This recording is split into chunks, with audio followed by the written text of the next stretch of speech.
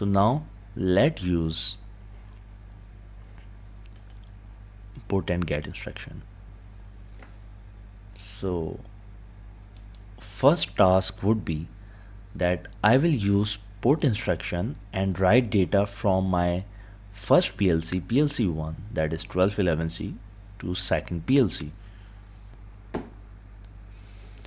So I'll go over here. I have S7 communication commands in communication.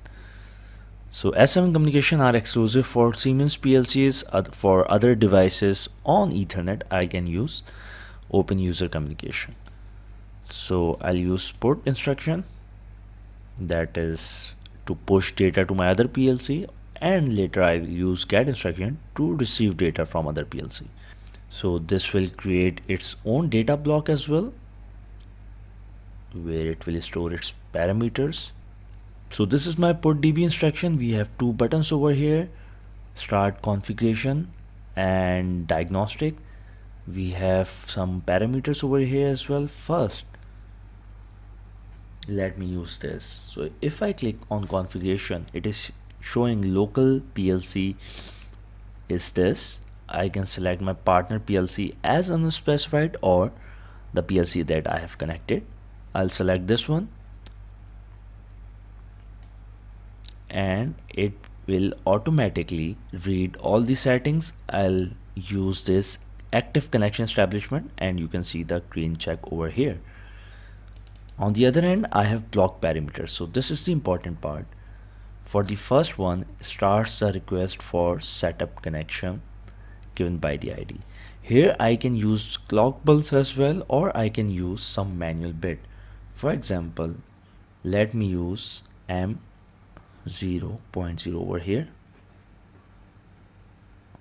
as you can see, and it has assigned an ID to my put instruction as well. So there will be different IDs for different put instructions. So first one is write area address and second one is send area address. Write area is the address of the partner CPU where my data will be written. So let me use M10.0 over here, give me length as 1 and use int. So one int of data will be displayed from M10.0 onwards. The address from where I will send my data to my partner CPU. So here I will write the address that is on local CPU. Let me put over here MW1 like that.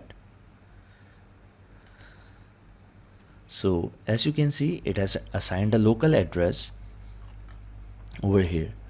This is displayed as P hash M10.0 int 1. P is pointer address that is being sent to my partner CPU M10.0 and int of data length 1.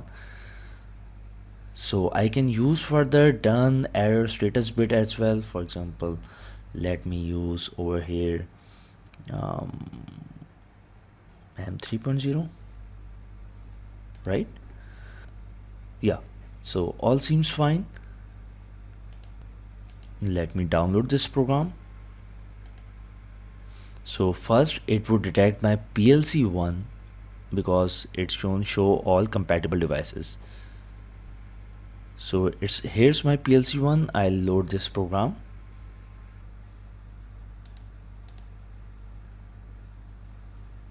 Let me go online. Right now I have taken nothing over here in my second PLC. Let me just take a tag and I'll assign it M, because I was taking M10.0. Let me assign just M10 over here.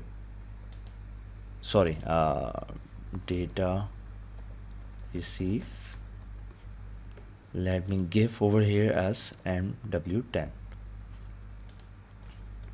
Let me put int as data type and let me download this program as well in my PLC2. show devices with same addresses. So with this IP it would show the PLC over here.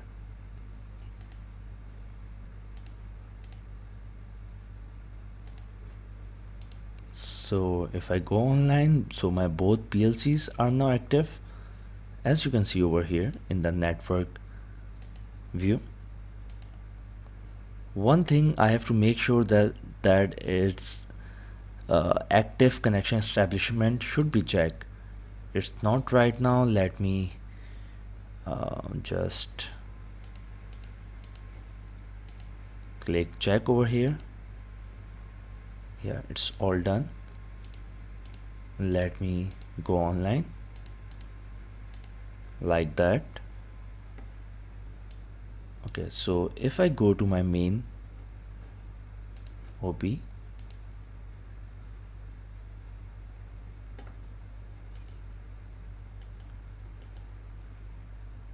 display format as decimal so that I can monitor my data in decimal values. And for PLC2, let me open its tag table, put it to floating. So this is my address in local CPU, that is PLC1. If I write some value, it should go to my partner PLC of address 1 over here, which is data receive of PLC2. So let me turn monitoring on. Let me modify value over here. For example, let me give 10 value, 10 as decimal. Yeah, fine. Now when I request, that should be active to transfer the values.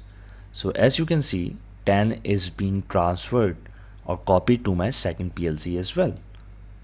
Simple, right? Now what we are going to do is we are going to actuate some outputs of our PLC.